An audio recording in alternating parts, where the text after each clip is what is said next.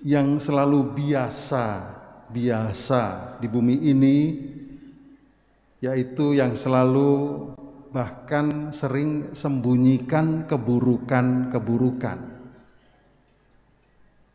Supaya tidak malu, keburukan disembunyikan. Dan tetapi yang sering membuka keburukan orang lain adalah yang lainnya lagi. Ini lebih buruk lagi. Tapi kalau diri sendiri punya kesalahan dan sebagainya, kalau saya hanya menyampaikan sebenarnya di dunia ini yang masuk penjara cuma 50% punya kesalahan. Yang 50% lagi adalah belum ketangkep. Jadi kita semua sebetulnya adalah orang-orang yang bersalah dan berdosa. Yang biasa menyembunyikan ketidakberimanan, yang nggak berdoa dan sebagainya, kadang-kadang dipakai sebagai alat. Kan kalau berdoa nggak perlu di tempat umum, tapi di kamar, tapi di tempat sembunyi, tapi tidak melakukan juga. Sama dengan pantang dan puasa kita.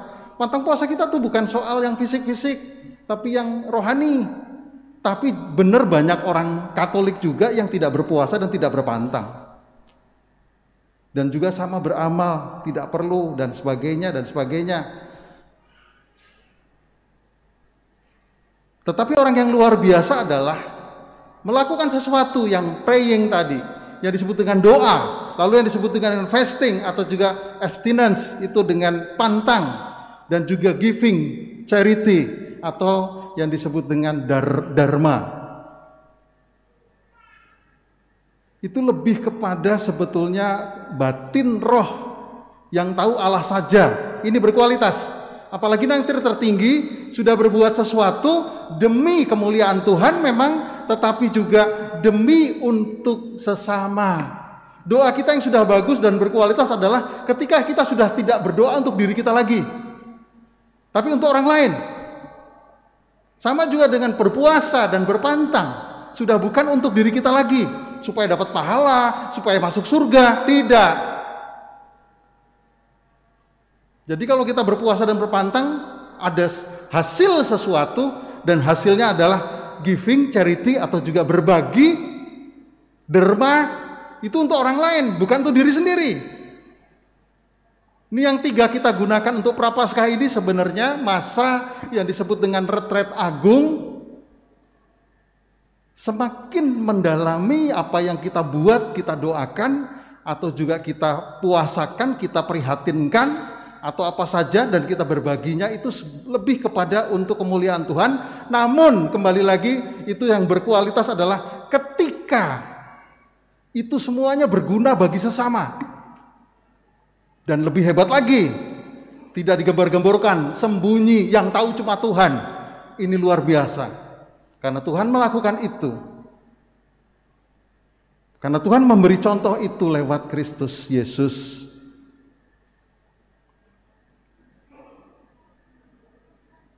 Jadi sekali lagi kita bukan untuk mendapatkan sesuatu. Kalau berpuasa dan berpantang, tadi suruh cuci muka, dan tidak usah harus tahu orang lain kita sedang berpuasa.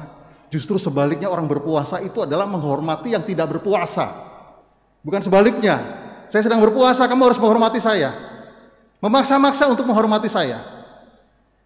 Ini sama sekali tidak, kualitasnya nggak ada. Kristus tidak mengajarkan itu.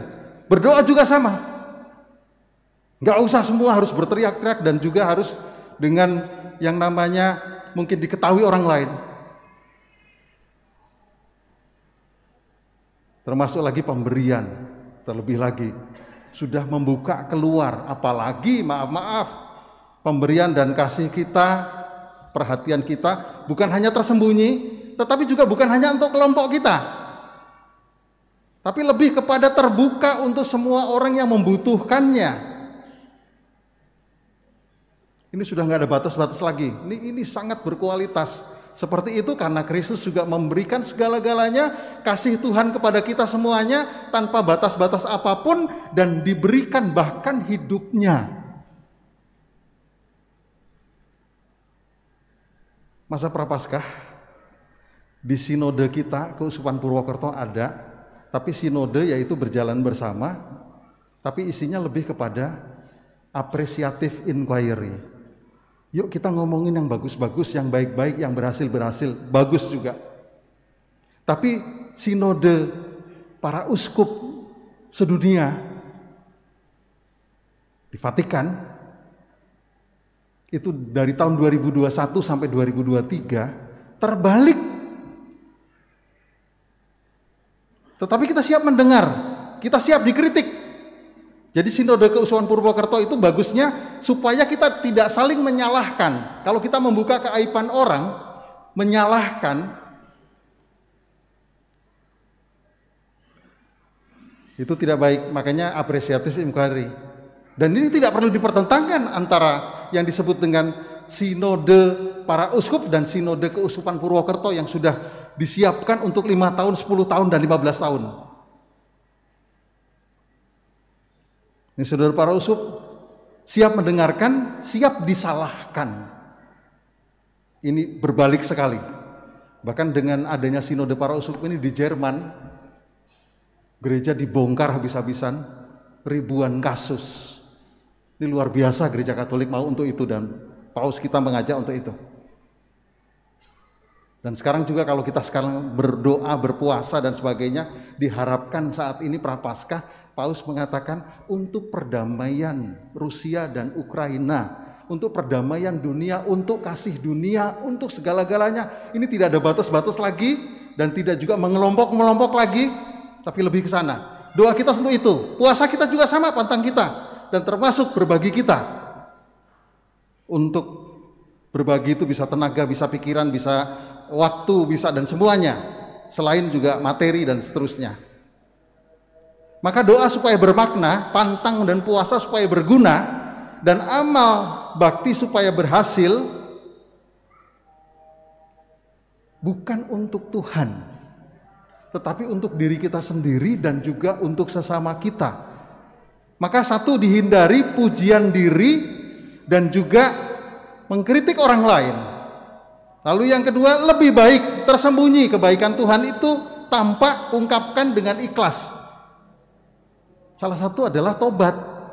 Ini kesempatan untuk bertobat. Kita berani mengungkapkan kesalahan kita, dosa-dosa kita. Lalu kalau sudah dengan sesal dan tobat diri sendiri, bisa mengampuni orang lain. Ini kesempatan kita terbuka bahwa kita tuh berdosa dan salah. Bagaimana kita bisa mengampuni orang lain kalau kita tidak pernah merasa bersalah dan merasa berdosa? Berapa persen orang Katolik yang dikasih kesempatan dengan sakramen tobat untuk pengakuan dosa, berapa persen yang melakukan ini? Sayang sekali, ini gratis, cuma-cuma. Tuhan mengampuni dengan total dan sungguh, hanya karena malu, hanya karena gengsi.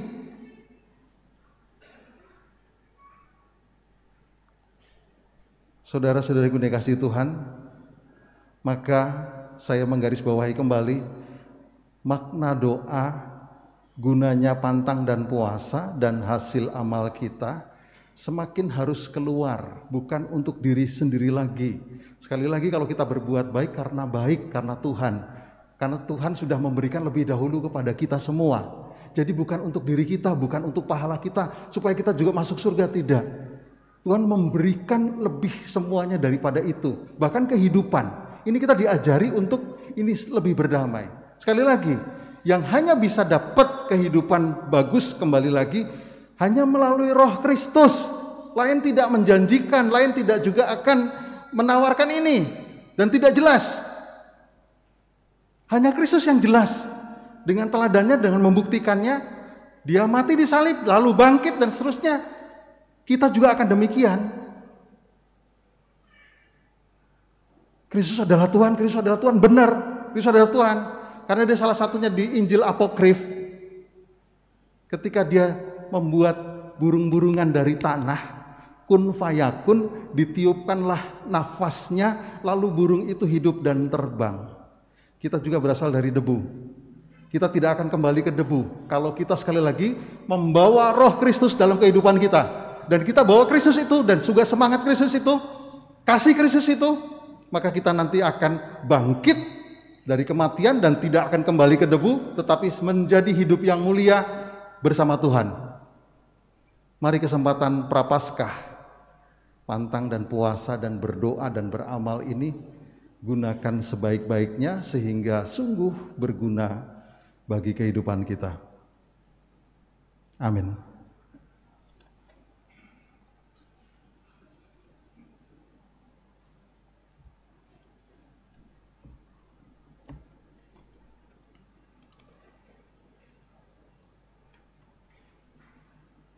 Saudara-saudari, marilah mohon dengan rendah hati kepada Allah Bapa kita yang Maha Rahim agar berkenan melimpahkan rahmat-Nya dan memberkati abu-abu ini.